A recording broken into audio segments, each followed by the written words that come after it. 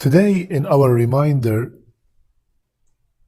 I want to discuss a question that we ask a lot, and many people inquire, Ya Sheikh, I've been making dua for such a long time, and my dua is not answered. I don't see the result of my dua. Why my dua is not being answered?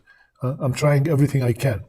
So, inshallah ta'ala, in this short talk today, we will discuss 5 main reasons why the dua is not answered. Okay? So, first, the number 1 reason is the dua itself is weak, and the person who's making dua, he is also weak. Yani, he is making the dua in a way that in a careless way. ربنا آتنا في الدنيا حسنة وفي الآخرة حسنة وقنا عذاب النار. No life in the dua. The dua is coming from a heedless heart. Nothing in the dua. Yani as if he's making dua as because he heard that you make dua, it will be answered. So there's no life in that dua. And Rasulullah ﷺ said in the hadith as in Tirmidhi, you should know that Allah does not answer the dua that comes from a heedless heart. Qalb la. So the opposite is true. The dua, when I'm making the dua, I should put my heart in the dua. Yani, like they say, from the bottom of your heart, you're asking the dua, you're in dire need. You are feeling that you are so weak and Allah is the most powerful. You are feeling that you are so poor and Allah is the all rich. You're feeling you are so helpless and Allah is the Qadir. He's capable of doing anything. So number 1 is having a heedless heart is the obstacle. Number 2 is the person himself has doubt in Allah's ability to answer the dua. So he's answering the dua, if it happened, it happened. So his trust in Allah subhanahu wa ta'ala answering the dua is weak. And he would say, this is cancer. How is this going to be cured? It's $1 million debt. What dua is going to do? So he is himself doubting before he makes a dua. What do you expect? And Rasulullah ﷺ, what did he say? SubhanAllah, listen carefully, my sisters, my brothers. Ud'u Allah wa antum muqinuna bil ijaba. I want you to concentrate on the word muqinun from the word yaqeen. Make dua and you have yaqeen that the dua will be answered. The dua will be answered. I'm not asking another human being. I am not asking a president or a person that is his capability unlimited. I am asking the all-powerful, the all-wise, the all-knowing, the one who knows the unseen, the one who has the vaults of everything. Like he said, Allah said in the Quran, there's nothing except we have its vaults. What do you want? Wealth? Allah has its vaults. You want health? Allah has its vaults. You want righteous children, righteous wife? Allah has its vaults. Allah subhanahu wa ta'ala has everything. So when we are making dua, the yaqeen that 100% will take place, it should be there. And lacking that yaqeen will affect the answer of the dua. Third, which is very, very common. Very common. Ya Sheikh, I've been making dua for a year almost, and wallahi nothing is happening. So I stopped. La ilaha illallah. Big, huge mistake. Huge mistake. Let me give you an example.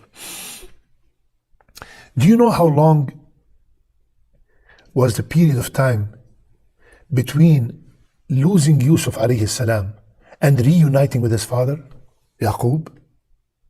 Some ulama said 40, and some ulama, just like the Imam al-Tabari, he said 80 years.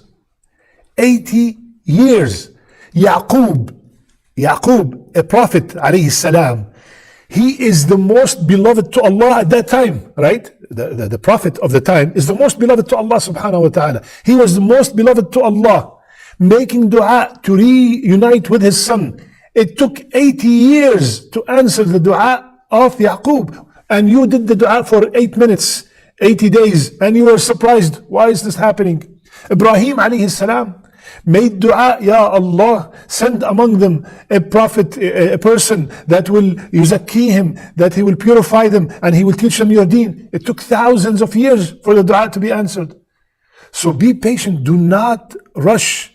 Do not rush. Rasulullah sallallahu alayhi wasallam, he said, the dua of any one of you will be answered by Allah as long as he does not show impatience by saying, yeah, I prayed to Allah and I prayed and my prayer was not answered. The hadith is in Bukhari. I prayed and there was the answer, the dua was not answered, so I stopped praying. Subhanallah. The dua is up to you.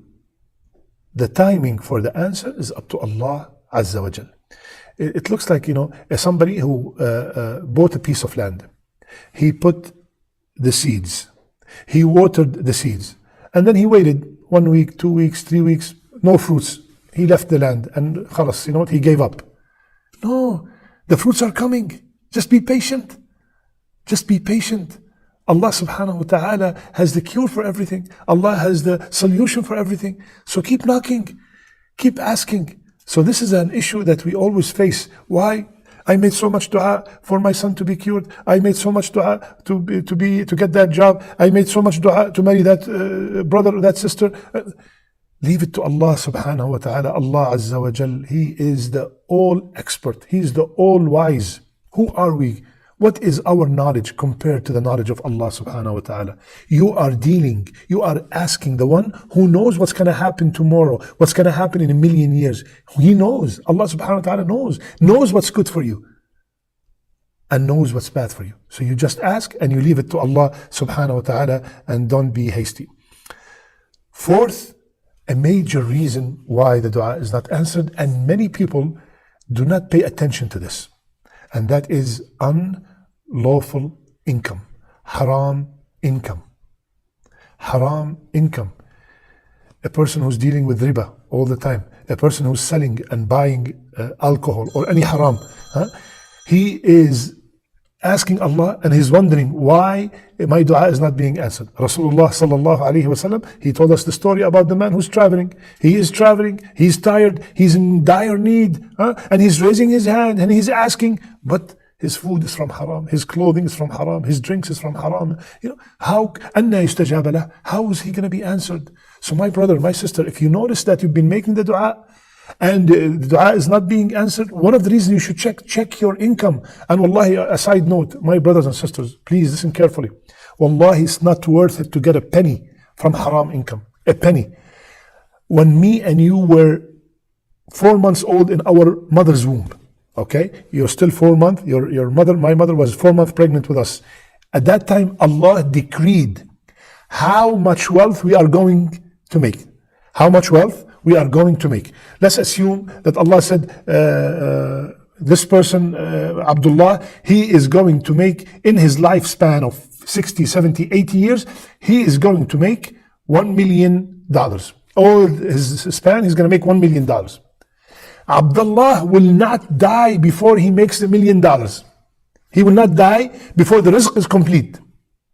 Now, how does he make the $1 million? Goes back to Abdullah. Is he going to earn it from halal? Is he going to earn it from haram? Is he going to rob it? Is he going to steal it? Is he going to inherit it? Somebody's going to give it a gift to him? This is what's going to Abdullah's decision. Okay?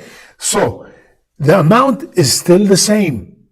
How we earn it, it depends on us. So, do not think that by you dealing with haram, that is going to make your income huge. That money is going to come to you anyway. Just seek the halal means and put your trust in Allah, and that wealth, that rizq is coming 100%. Okay? The last reason, the fifth reason, or the fifth possibility why the dua is not answered, let's narrate the hadith and you will get it automatically. Rasulullah sallallahu alayhi wasallam, and you know what, when a hadith starts by Rasulullah sallallahu alayhi wasallam swearing, wallahi, it shakes my heart. Rasulullah sallallahu alayhi wasallam, he said, by him in whose hand my life is, or is my life. Yani he's swearing by Allah Azza wa Jal. What is it that you're swearing about, Ya Rasulullah? He said, you either enjoin good and forbid evil, or Allah will certainly send His punishment upon you. And this is the shahid, you will make a lot of dua and it will not be answered. So, the last obstacle we will be discussing is ordering good and forbidding evil. Amr bil ma'roof wa nahi anil munkar. When we stop doing that, and Ya Allah, How many people stop doing that right these days? Subhanallah. Oh, alhamdulillah, I am good. My family is good. I don't really care about anybody else. You see the haram. We see members of our families that do not pray, do not wear the hijab, do not deal with, they deal with riba, they do haram. And we don't order good and forbid evil. We don't say nothing. Nothing. Oh, they might be upset with me. No, ya akhi. In a very nice, in a very gentle manner, order good and forbid evil. We're not telling you to beat people, to obey Allah. This is not your job. Our job is to give the message, to remind the people, just like this this program, just a reminder. We are reminding each other. We forget. Maybe your cousin who does not pray, maybe he did not know the importance of prayer, the importance of being consistent on the prayer, the danger of leaving the salat. Maybe the sister that you know that does not wear the hijab, maybe she heard from somebody that it's not an obligation. She thought it's just an option. As long as she is dressed modestly, that is enough. No, you have to talk to her and explain to her the steps of the hijab kindly, gently. Do not be harsh. Allah subhanahu wa ta'ala said, لو كنت فظا غليظ القلب لانفضوا من حولك. If you are harsh, people will run away from you. No, our deen is to come in a nice and gentle manner. So ordering good and forbidding evil is one of the means to make the dua answered, and stopping it is one of the obstacles of having our dua answered. My brothers and sisters, these are some of the reasons why the dua could be, what's the possibilities of the dua not being answered. May Allah subhanahu wa ta'ala answer all our dua.